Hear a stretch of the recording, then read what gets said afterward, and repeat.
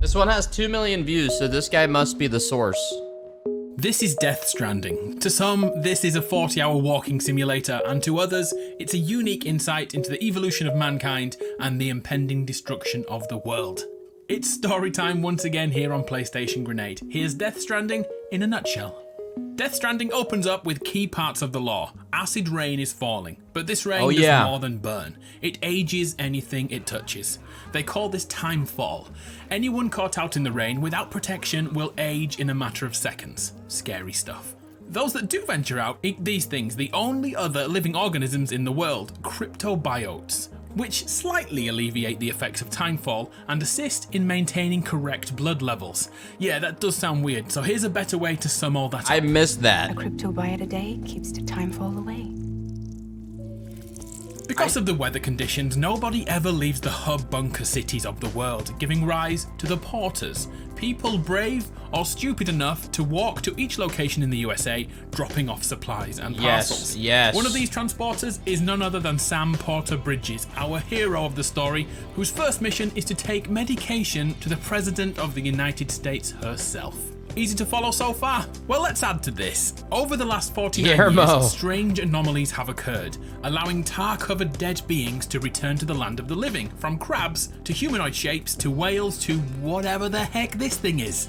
The lore tells us that these are BTs, I remember that fight. or beached things, which is quite literal. Dying in this world leads to a limbo-like place, which so happens to be a beach, which traps the dead before the afterlife. So it's literally like a purgatory.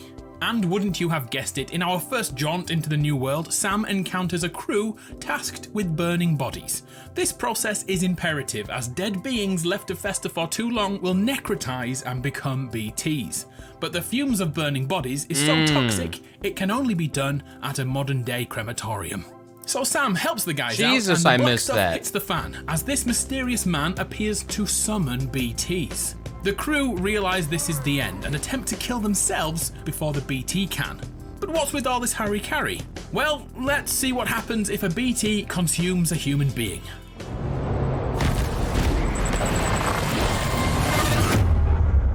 Everything goes boom. This is called a void out, and that's the end of the game. Thanks for watching. Well, luckily, Sam has a superhuman ability, as he can survive death. He is a repatriate. He simply finds his body and he's back. We don't understand the baby inside him at this point, but we will at the end of the video. So let's crack on. Dude, I forgot this whole fucking story. Jesus.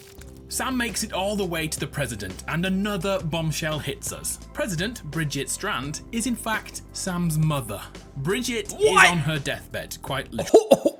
I don't remember that at all.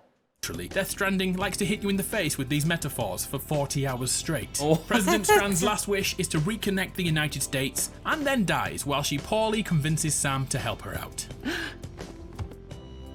Sam is immediately tasked with carrying his dead mother to the local incinerator, but we've already seen why this is a great idea to do ASAP. So Sam burns his mother's carcass, and was also instructed to incinerate a BB unit he was given in the field. This thing has a real baby locked inside a false womb. Long story short, they found that removing a child from a mother who had passed away, aka a still mother, gives the baby the ability to see both the living and the dead, making BB units imperative to spotting BTs. This unit is broken, so Sam is told to toss it in the garbage, but just before he does, BTs show up, and Sam uses the faulty BB unit to escape the area unharmed.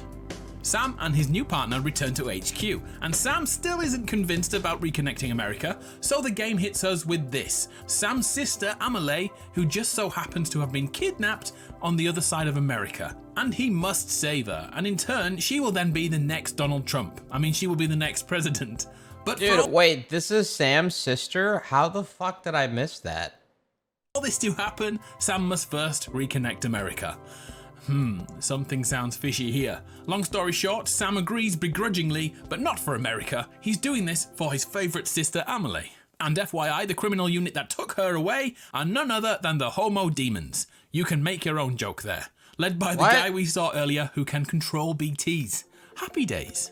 So off Sam trots on his adventures using a piece of kit known as a Cupid to reconnect cities in the US, kinda like a futuristic internet known as the chiral network. No joke, this is what you do for 30 hours. Yeah, it's not a game for everyone, but let's skip all that. As the game continues, we slowly uncover details about the world. Some people have a condition called dooms, which allows them to travel to beaches. Remember, that's the in-between life and death limbo sort of place. Sam has class 2 dooms, which allows him to repatriate, and also he can sense when BTs are around, and any that touch him cause this rash to spread around his body. Due to this, Sam does not touch anyone. He hates physical contact. Higher levels of dooms allow sufferers to use the beach to instantly travel around the world. One such person who has this is Fragile, who's a French transporter who has an English name but speaks with American vernaculars. All this is summed up with her catchphrase. I'm fragile. But not that fragile. The highest levels of Fragile. dooms allow sufferers to summon and control BTs. The higher the level of dooms, the bigger the BTs. So everything is pointing straight back to that mysterious figure. A really cool thing happened from this moment forwards. Every time Sam reconnects with his BB, they share a memory together of BB's past. Visions of BB's father loving his child stuck in his little chamber. We'll get back to that, but just remember these happen a lot and these are always positive. Midway through Sam's journey, he finally meets the Golden Masked Man. Mads who isn't gonna reveals be in himself DS2. as Higgs. And like usual, he delivers a bad guy monologue before gifting us with a boss fight. Here's another weird ass piece of lore to remember. The weapons used to defeat BTs use Sam's blood. Something within Sam allows every secretion to be used as weaponry. So yeah, that includes your urine and poop. Weird. Nice. Just go with it, alright? So I've introduced Fragile without going into depth, so let's do that now. Fragile is seen as a terrorist by most people in the game.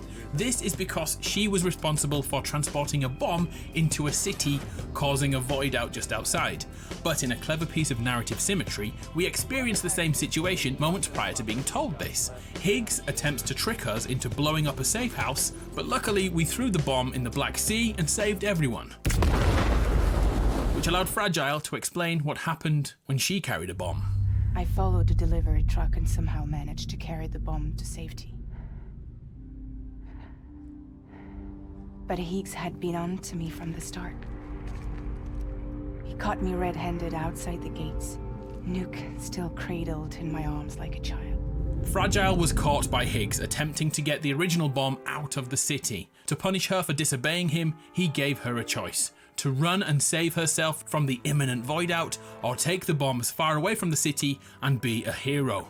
She chose the latter, but there was a caveat to Higgs's punishment. She must run through Timefall unprotected. He gave her a mask to save her face, but the rest of Fragile I remember wasn't this so part. lucky. It withered and became old, making those microbiotes she's always eating so much more important to her. You are a goddamn hero. You did the right thing. Without a moment to catch our breath, the next random action I will say takes this place. makes the story way better. A whirlwind-like storm picks up Sam and sends him back, you ready for this, to World War I. I promise I'm not making this up. The entire segment is a boss fight against Clifford Unger, the man we saw in our BB dreams. But this Clifford is hell-bent on regaining his BB and has a gang of Skeletors to help. Luckily though, Sam is a badass and kills Clifford just in time for the storm to end and bring him back to the present day. Now back in present tense, Sam finds out he was gone for merely a few seconds, and not the hours he thought he was there. Sam, do you read me? Next, our Sam meets Mama, a brilliant scientist who is trapped in one room for the rest of her life. And here's why. Yep, she has a child who's a BT, but somehow they are still connected by the umbilical cord. In a gruesome flashback, it is revealed during a void out, Mama, who was heavily pregnant, was trapped under rubble for days and gave birth via incomplete C-section while simultaneously being crushed to death. Somehow, this harrowing event gave her the ability to see her own That child. facial animation and is keep her so here in the weird. living world instead of the beach. Mama informs Sam about a brilliant scientist he needs to go visit, Lochner. But get this, they are twin sisters. So off Sam trots to visit Lochner, but she simply doesn't trust him. Sam tries to reunite the sisters to show how trustworthy he is, but Mama just simply won't leave her child. After hours and hours of procrastination, Mama creates a weapon which cuts umbilical cords, allowing the undead to finally reach the afterlife and leave the limbo beaches. The first BT they try this on is Mama's baby, and yeah, I cried a little bit here. It worked.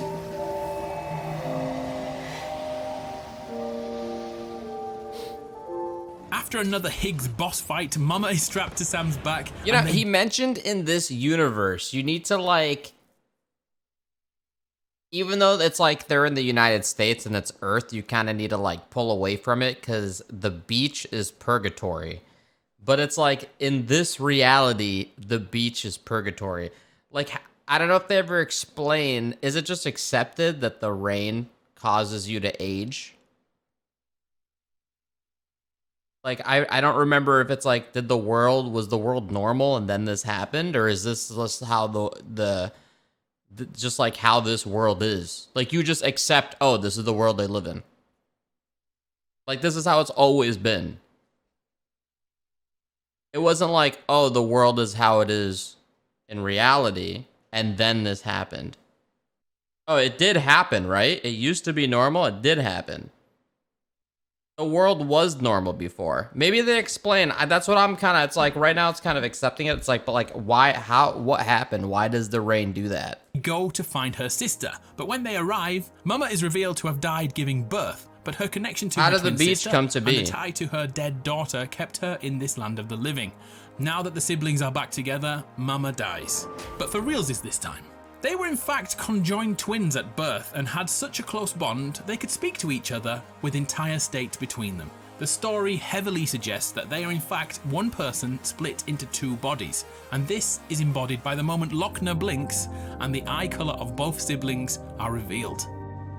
Before we can get our head around all this, Sam's BB is taken away from him. He is getting so close to his bridge baby that he named the little bugger Lou. Lou? And that's when we get to know this guy, Dead Man, a person made up from a blend of stem cells and dead individuals. The game sort of glosses over this, but it's implied that he's some sort of Frankenstein creation.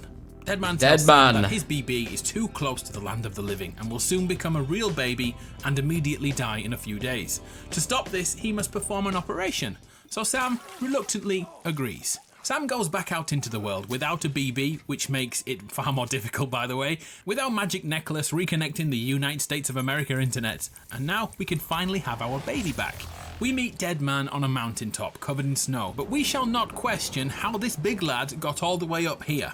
I mean, it took a fully trained porter 3 days.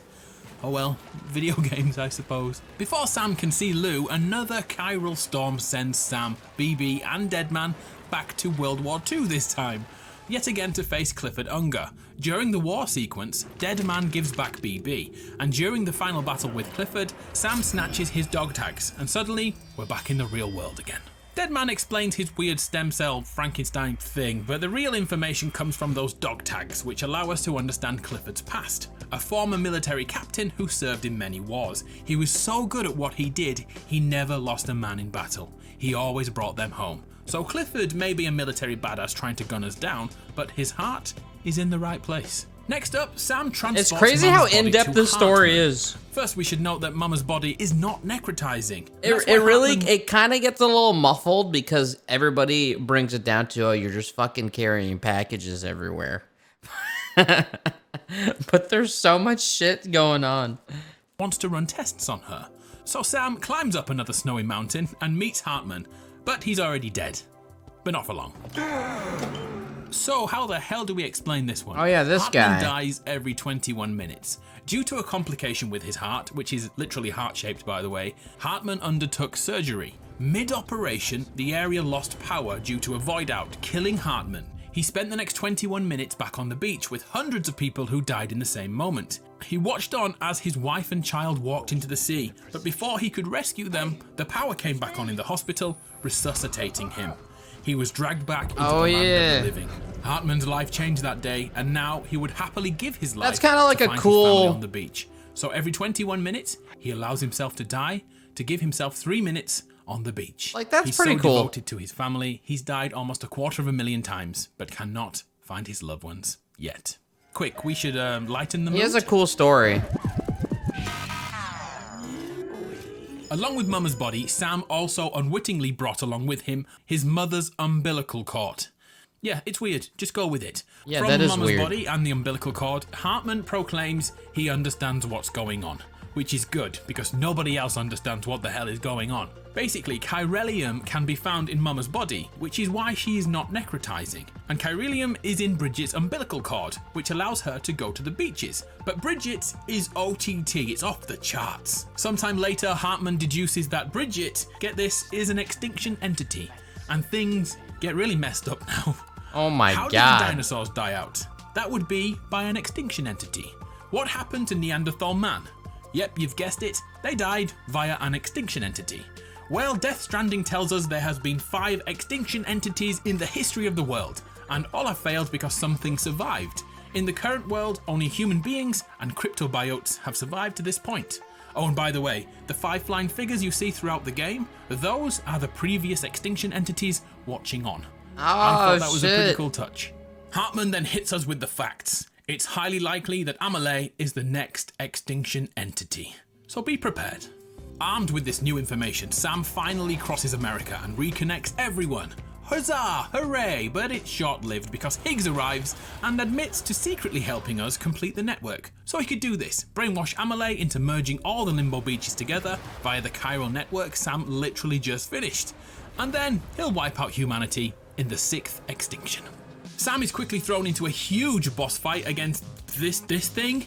He takes it down, of course, because he's a badass. Higgs manages to escape and takes Amelie with him. GG's on the butt slap physics here. I'm impressed. But he tells Sam exactly how to find him on the beach, and then mortally wounds BB. This little guy won't survive this. Oh no. Fragile uses her spiky coat and insta-travel skills to get Sam to the beach, and then we have an epic face-off between Sam and Higgs, resulting in some slow-motion face punches, Mortal Kombat style. Beautiful. Oh yeah, this fucking fight, Sam lol. wins the epic battle of the ages, and he's done it. Defeated Higgs and saved the world. He gets the girl. This must be the end. And can I just comment on the weird tension between Sam and his sister? It doesn't look like brother-sister love. It's really strange. The last time I ran with my sister across a beach, I pushed her into the sea. But anyway, the final Death Stranding has been averted. Everyone lives happily ever after. Roll the credits! Oh, wait. Wait, what about Die Hard Men? We're still growing. Amelie decides to come clean about everything, but yet again, before we can get the real truth about things, something else happens. I forgot. Over the next hill on the beach is none other than dead President Bridget, joined by her second-in-command, Die Hardman. Yes. Can we all agree that name is ridiculous? And then Clifford walks out of the sea. By the looks of things, all the beaches are beginning to converge as Higgs proclaimed. And then yet again, before we get answers, Amelie throws Sam off a cliff to repatriate back to the land of the living. Sam awakes in a safe house and is told to walk all the way back to the beginning of the game. I'm being serious, yes, all the way back across America to get answers. So, of course we did it, because after 35 hours, we all want closure. Sam must bring back cryptobiotes for Fragile, who is almost dead after using her powers to fast travel everyone except Sam. Video game logic. On the way back, Sam must avoid unreal amounts of BTs in the worst timefall imaginable, only to be hit with another storm. This time, he is sent back to the Nam, to Vietnam, to face Clifford and the Skeletors one last time. After besting him, we get hit with some more truth bombs. Are you ready for this? As we suspected, Clifford is a great man, a war hero, a loving father to BB, and after his wife fell ill, he was told by his old friend his son BB was going to be taken away and he would never see him again. Die Hardman gives Clifford 5 minutes to escape. Clifford then decides to kill his own wife to sever the link and took BB, but sadly, his plan failed badly. Shot by security, Clifford was dying and took BB in his arms, removing the pod to hold his son for the first and last time. As time froze, Sam realized the baby was him. Sam was the BB Clifford had been searching for. Of course, these loving moments are usually followed with grief. I missed that shit. Yeah, it happens here. President Strand comes in and orders Die Hardman to kill Clifford. Die Hardman couldn't pull the trigger, so Bridget helps. They didn't realize that baby Sam was taken out of the pod, and the bullet killed both Clifford and baby Sam. Guilt-stricken, Bridget went to the beach to resuscitate Sam, making him a repatriate in the process. Now outside the pod, President Strand decided to raise him as her own son. Little did she know that going to the beach to rescue Sam would in fact allow all dead beings to rejoin the living world. She unwittingly started the Death Stranding. So the scar we saw early on now has a key meaning. Can Sam stop the final stranding, the extinction event to end all extinction events? What He the travels fuck? to the beach to talk to his sister, but then we get another shocking twist. Bridget and Amelie are not mother and daughter like we first thought. They are in fact the same person. Due to her cancer, Bridget's soul was not whole with her body, making two parts of the same being. As her body withered, Bridget told everyone of her daughter to hide this fact, which also explains why Amelie only appears as a holographic form in the real world. And now the final decision. Amelie allows Sam to decide the fate of the world. Kill her and give humanity more time to live, or let the final stranding happen. Tough choice, but I personally let the world burn and let her walk into the sea. You can't do that. It isn't a choice after all. You cannot kill Amelie. Instead, Sam must hug his sister, his mother, whatever she is now. This moment of compassion is the only thing preventing extinction. Amelie doesn't want to destroy humanity, but she knows it's her only purpose in life. I mean, she previously begged Sam to kill her to stop Armageddon. So ultimately, she doesn't want to kill everyone, I think. Sort of. So she decides to stay on the beach for as long as she can, but reminds us that the sixth and final extinction will happen. It's inevitable. Sam. This makes me way more excited for Death Stranding 2. And then the credits roll again. We finished! Yeah, you know we haven't finished really. Sam is literally pulled from the beach by all his friends. The story he's made on is this adventure good. So far. FYI, Crazy. They use the umbilical cord and other items to access the beach. But From interesting here, Die enough. Hardman removes his mask and becomes the new president of the United States. And after the press conference, he breaks down in front of Sam, explaining how he shot the man he loved, Clifford. That's platonic love, by the way. Don't read too much into that. Sam hits Die Hardman with this line. Nobody wants a president who acts like they're immortal. And if you're not scared of death, how can you value life? It's a pretty good line to say to a president. Finally, disaster strikes. Lou is proclaimed dead. The BB we loved for so long is no more. And Sam must retrace his steps from the first mission of the game and incinerate his baby to prevent another void out. Come on, Lou. One last delivery. In a show of compassion, Deadman removes Sam from his binds to the UCA, allowing Sam to remove Lou from the chamber without breaking the law. Which of course he does, and tries to resuscitate Lou one last time. And guess what? It failed! No, I'm kidding, he did it. Lou is a real baby, all naked and cold. The pair go outside and feel real rain once again, without the fear of timefall. And to end this story, Lou is actually revealed to be a girl. So little Lou is actually little Louise. Now disconnected from the chiral network, Sam is free to live his life with his daughter. And that ends Death Stranding. Louise. Jesus, dude. What the fuck just happened? Bro, there was so much. I feel like I gotta like re-listen to some of the parts. Oh my god.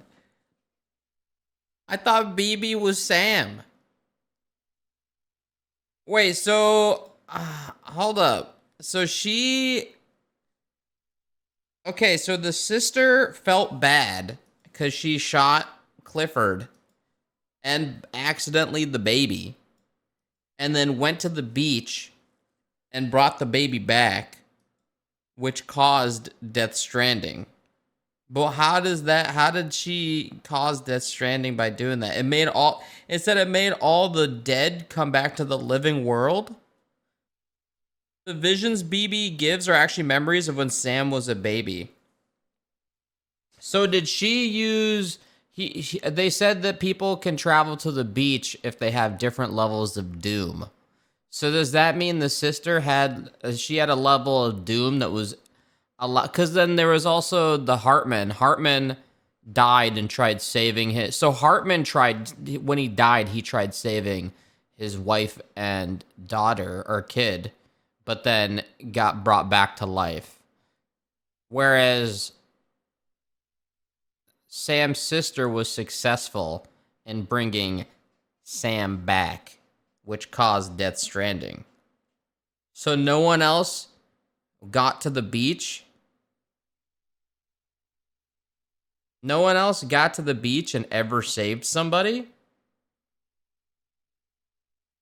She's the first person to ever get to the beach and save somebody. Because how else why did saving Sam cause Death Stranding then? And then yeah, she is so. And then what do they call her? Malay? What the fuck is her name? I thought her name was something else. What's her name? Amelie? Oh, dude, I was reading the subtitles. Fucked. That was confusing me because the subtitle was fucking up the spelling of her name. No one else's. Yeah, Amelie is the sister. So Amelie is the cause of Death Stranding. And she is because she caused Death Stranding, is that why she's an extinction theory? She's also his mother, or extinction entity. I don't know why I said theory. Yeah, Amelie is the extinction entity. She was born an extinction entity. Oh. Well, you thought it was the sister, but it's actually Sam's mother. And it was Sam's mother had cancer. And then it said it like split or some shit, a part of her soul. Bro, there's a lot going on here. Did he explain why? I don't know if I missed it. Why was she? Is there just someone who was born an extinction entity, and they just found out it was Amelie that was the extinction entity? They explained there was like something that caused all the different extinctions. So she just happened to be born the extinction entity.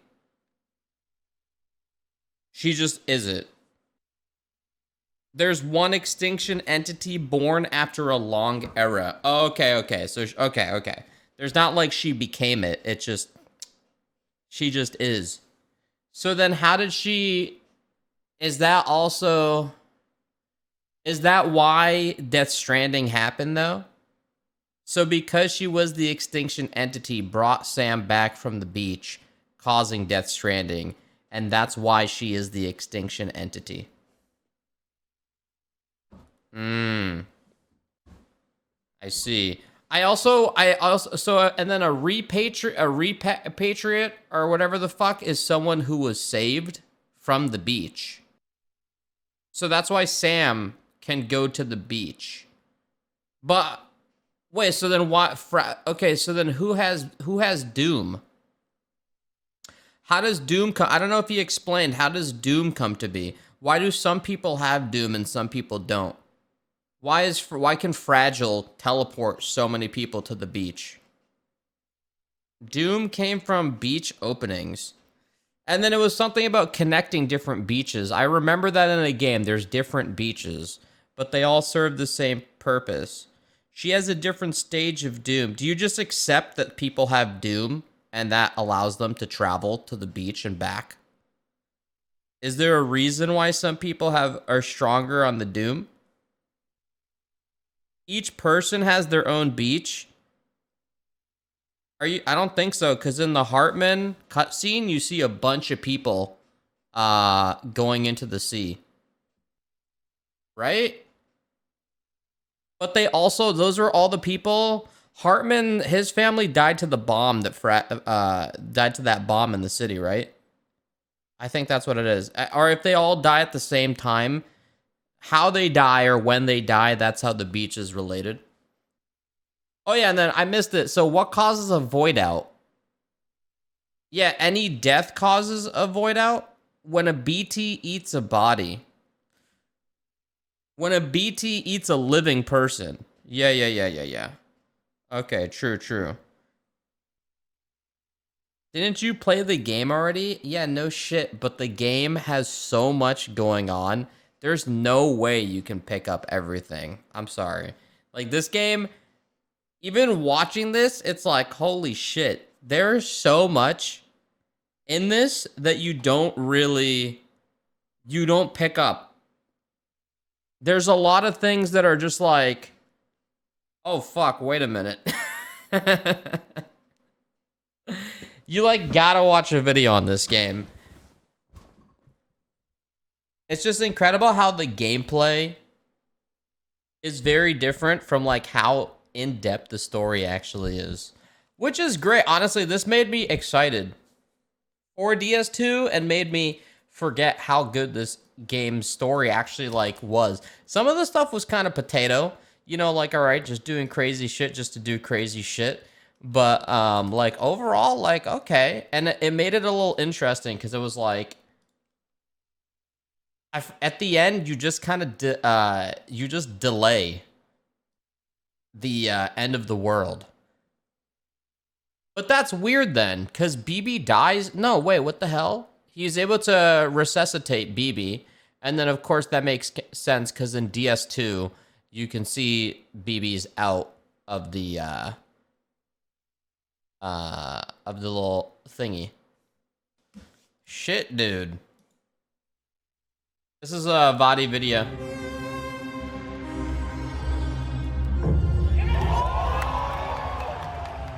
It's been 9 years since the last Armored Core game by From Software, and a lot has changed since then.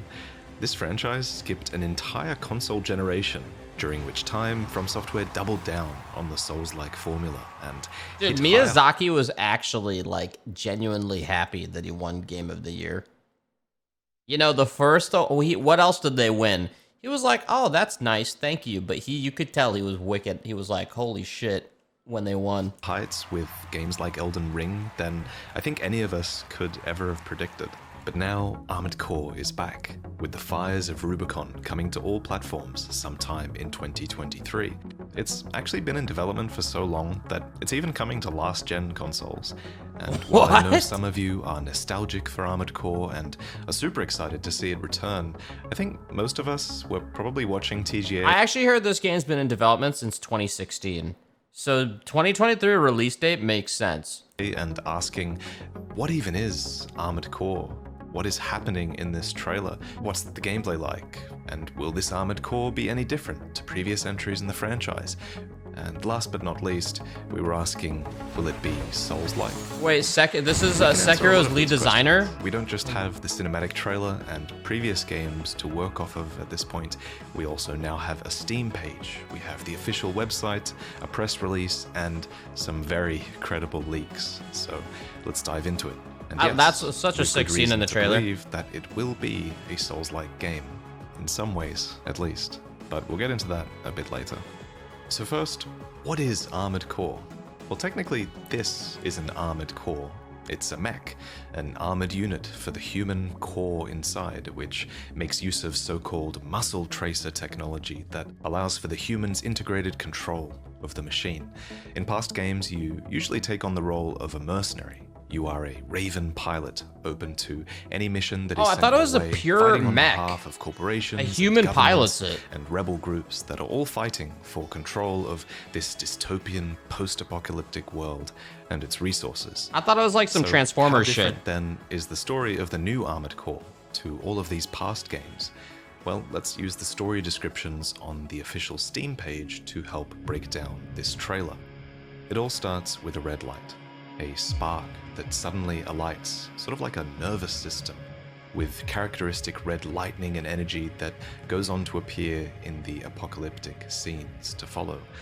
What looks like an entire solar system has just been enveloped in flames, which then leads to a shot of the ashen aftermath with the words "Feed the fire and let the last cinders burn." They love So what are we cinders. seeing here?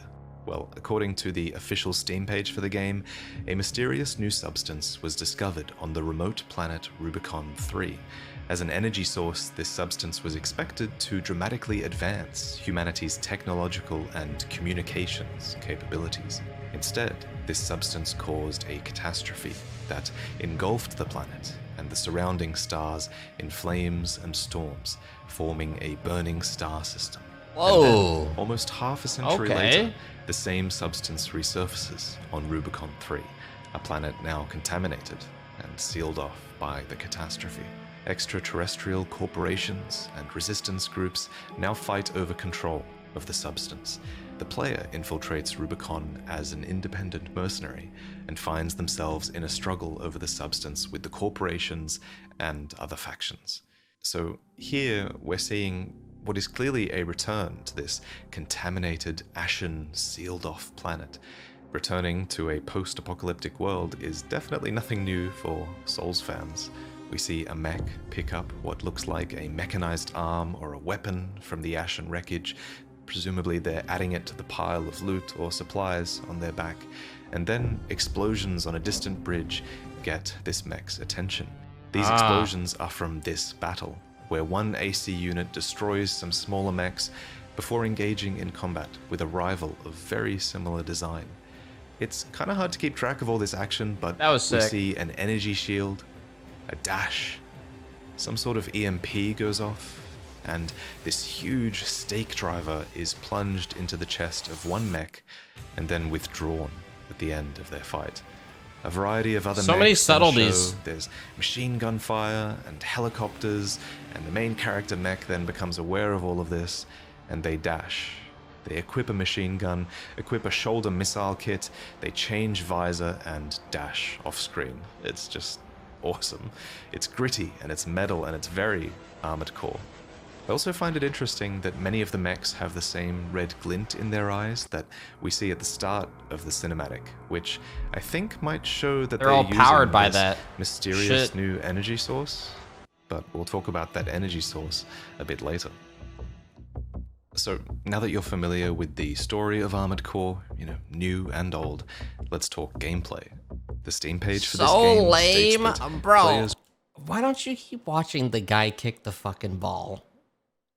will assemble and pilot their own mech with 3D maneuverability to freely move through three-dimensional, fast-paced missions, take on difficult challenges, and overwhelm your enemies with dynamic movements that make full use of ranged and melee combat. But to really understand what this means, we have to go back and look at gameplay from past games. What you're seeing here is early gameplay from Armored Core for Answer for PS3. The gameplay in these games often begins with mission briefings that let you know what you're about to do and how to do it and why. For example, in this early mission, I have to be strapped onto a Vanguard Ovid boost unit, which lets me rocket through the enemy's invasion units before then turning around and trying to destroy the survivors. Once I'm grounded on my mech, the true Armored Core combat begins. Combat is three-dimensional, it's fast-paced, and it This requires gameplay is a lot of definitely multitasking and resource management. I have a jetpack if I want to gonna fly. be I have a speed boost if I need to escape. different. I have two weapons active at the same time that I can fire simultaneously. Right now I'm holding a chain gun and a melee blade, but I can also swap each weapon for a secondary weapon if the situation demands it. I need to dodge. I don't think there's ever been a mech game that I've been like, fuck yes. Mech games always never. I like mechas. I like them, but there's never been. Titanfall was probably true, fine. Titanfall was probably the best in terms of mecha. That was good shit. But a lot of the games kind of fall flat. I think of Mech Warrior, and fuck me, Mech Warrior's boring as shit. But some people like it. Granted, it's gonna be interesting how From Software brings back this formula and how they iterated on it and how different it's gonna be. But this is definitely gonna be a very different feel. Motherfuckers are walking into this shit thinking they're about to load up Bloodborne or something, Locked on, scan the environment, manage my resources, my ammunition, my movement, which guns I should be firing. I'm optimistic, this game though. has a really high skill ceiling, and I am nowhere near hitting it. I am so bad at this game, but I can see the appeal. There are even PvP modes in recent games that some fans speak very highly of, and I'll leave some good links in the description if you want to learn Wait, there's more about PvP? the series, The because fuck? I really don't know Oh, that that much makes at sense. this point. That Anyway, makes sense. it's very mission-based, and I think the Assuming new they don't game use will be Dark as Souls. well. There are even bonus objectives in a lot of these missions, and at the That end you could. get a score and a reward and currency that you can use to customize your machine and prepare for your next missions. There's an insane depth to the customization in these games, and yeah, that's the gist of it. And you can only really experience this now if you have an older gen console, because a lot of these games do not emulate very well.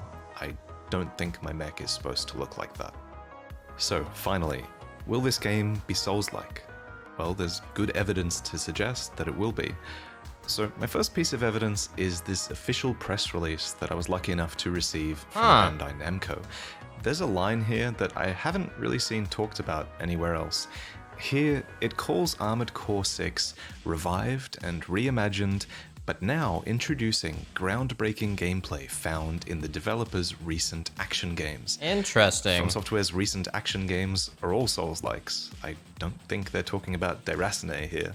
Now, just how Souls-like Armored Core will be remains to be seen, but From Software Armored have really Souls. doubled down on the Souls-like formula in the last 9 years since Armored Core 5, and I imagine they're very keen to bring Souls fans into the Armored Core universe. It would breathe new life and popularity into this niche series.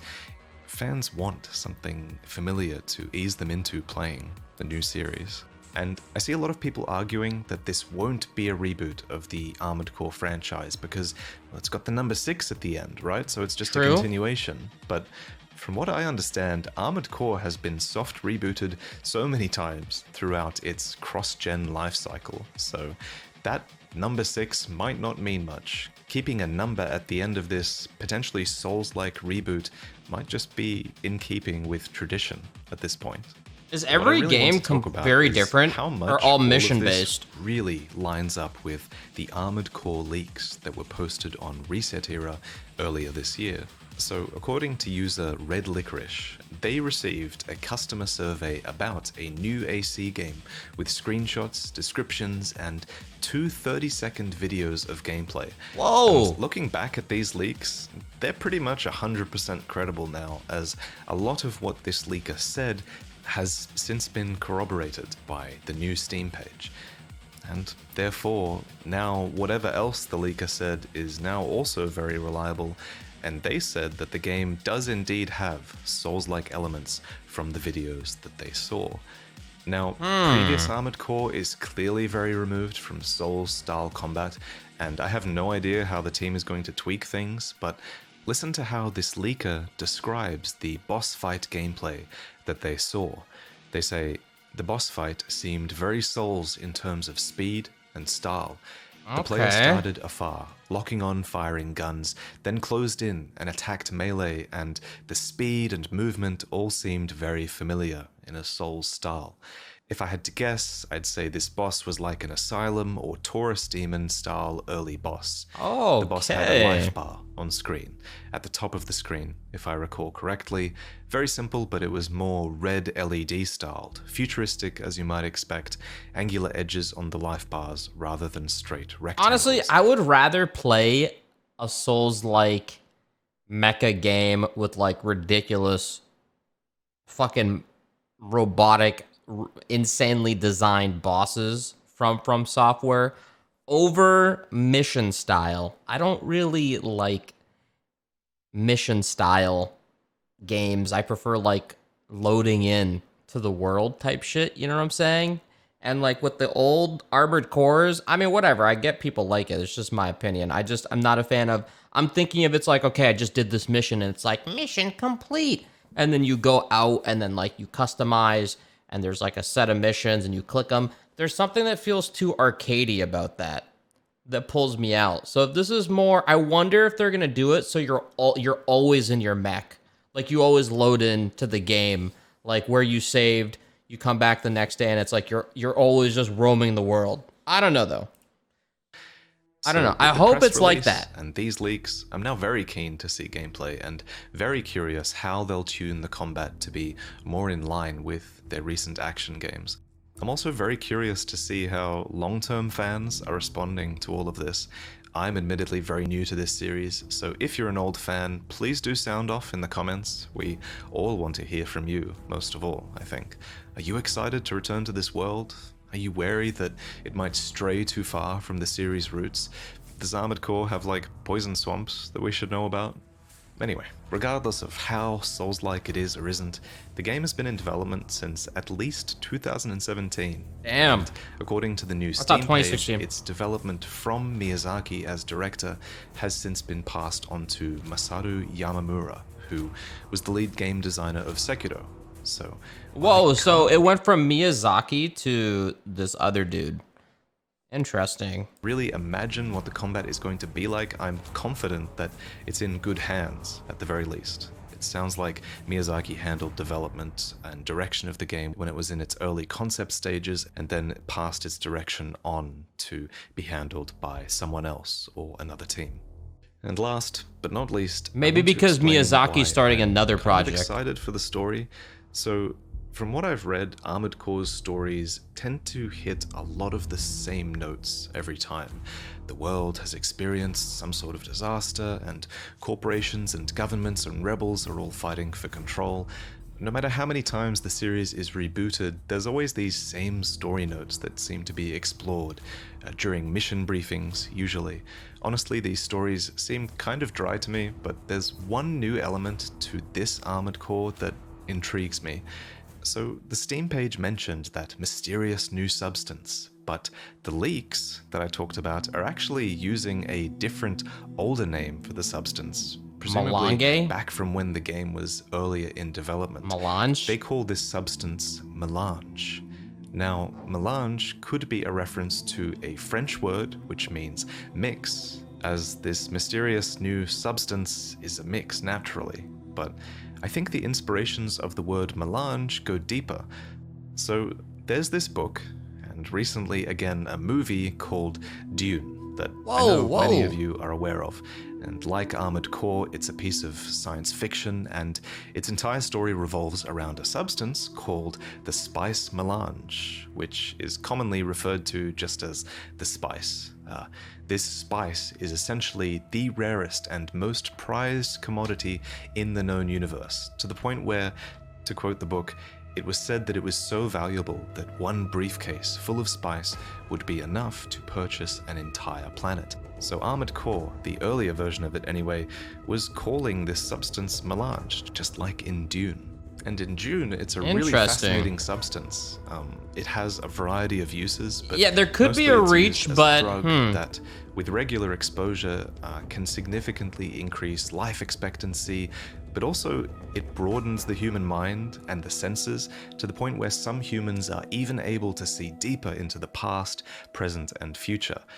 And it's this foresight that makes some people omniscient, and it has basically been a substance that has enabled humanity to master interstellar travel across the universe. So maybe Armored Core's substance is deeper than just being this destructive force.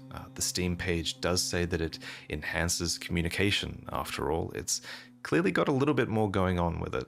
And to me, You level it up with sounds like Melange. the familiar building blocks of a Souls game's story. Melange sounds a bit like the Elden Ring. It could be like the Dark Soul. It could be like Pale Blood. It's basically this thing that was established in a distant past that we don't quite understand, and yet it drives the entire story in this powerful and intriguing way. And also, our character is a mercenary this time. We are on the lowest rung of the ladder again, you know. Not unlike the undead or the You gotta good prove hunter yourself. or the tarnished. We have no real affiliation and just the world open with factions to fight for or against. It all sounds very From Software, and yes, I'm biased because my entire livelihood relies on From Software at this point, but damn, I'm excited. So go and read Dune, watch the new movie, they're both classics, and subscribe to get more news on I see how he referenced Dune and how maybe. I mean, it does seem like it's the same shit. I mean, Dune's all about spice, and this game seems to be all about the substance they found on Rubicon, and that's what the fucking world fights over.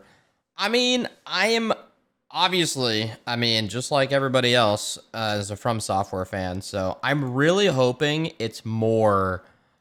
Like, if they make a Souls-like game with mechs, and knowing how From Software's art team is, and their, like, world art, and how they paint the picture, like, I see that as being kind of sick.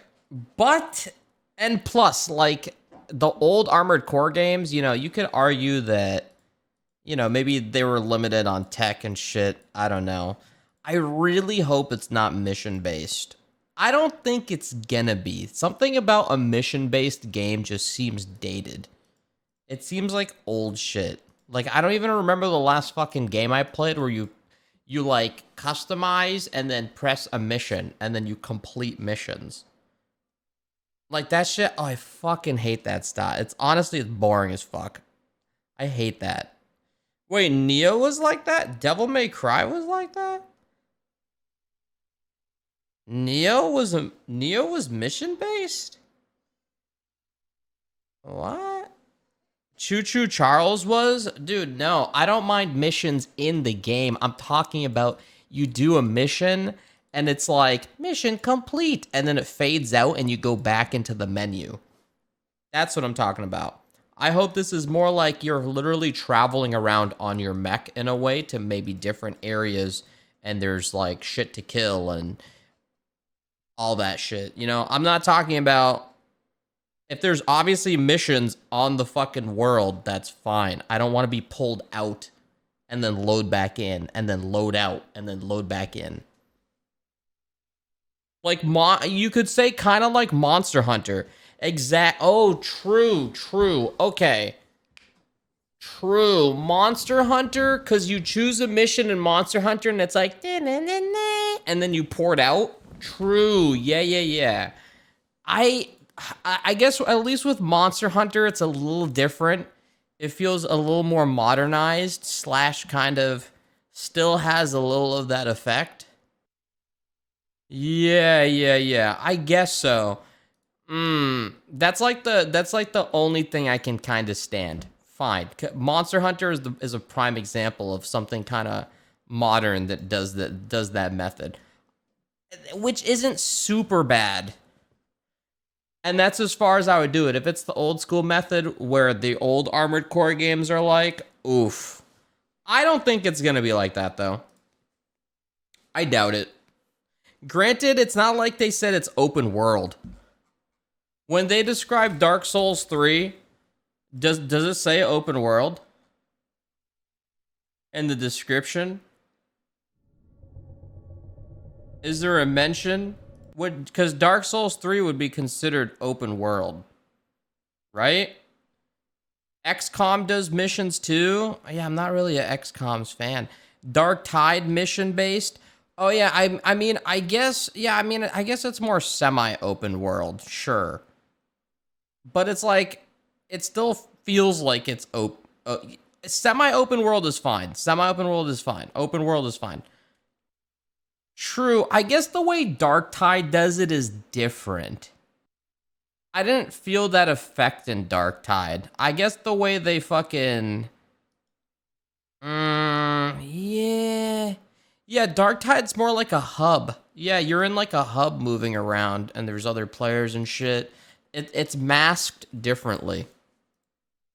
Yeah, it's fucking masked differently. I don't think so. Yeah, I don't know if about this game, I don't know if they say it's semi-open world, so they don't really describe it here. We're going to be seeing gameplay soon then, for sure. We're going to be seeing another trailer. I think the cool thing in the trailer is, I guess you see kind of the scale of the mechs on how big shit can be, so it's like... And then if you look at Elden Ring, well, if the game's been being worked on since... 2017. Does this say in the description it's open world? A vast world full of excitement. I mean, that's one of the bullet points. They didn't really bullet point. And they call it New Fantasy Action RPG. What are the tags for Armored Core? Action, mechs, futuristic, single-player robots. Oh, well, this is user-defined, so yeah. Dynamic, fast-paced mech action. Story overview. By combining From Software's long-standing expertise in mech games and their signature robust gameplay. Oof! If it's semi-open world like Dark Souls 3, that's perfect enough. That's literally perfect enough. This is gonna be an interesting one. This might actually be... It's nice because this might be an actual good mech game. And it's like, we already know how the devs are. I guess we'll see, man. We got to see fucking gameplay. It's definitely a question mark. The ingredients are good, but we'll see.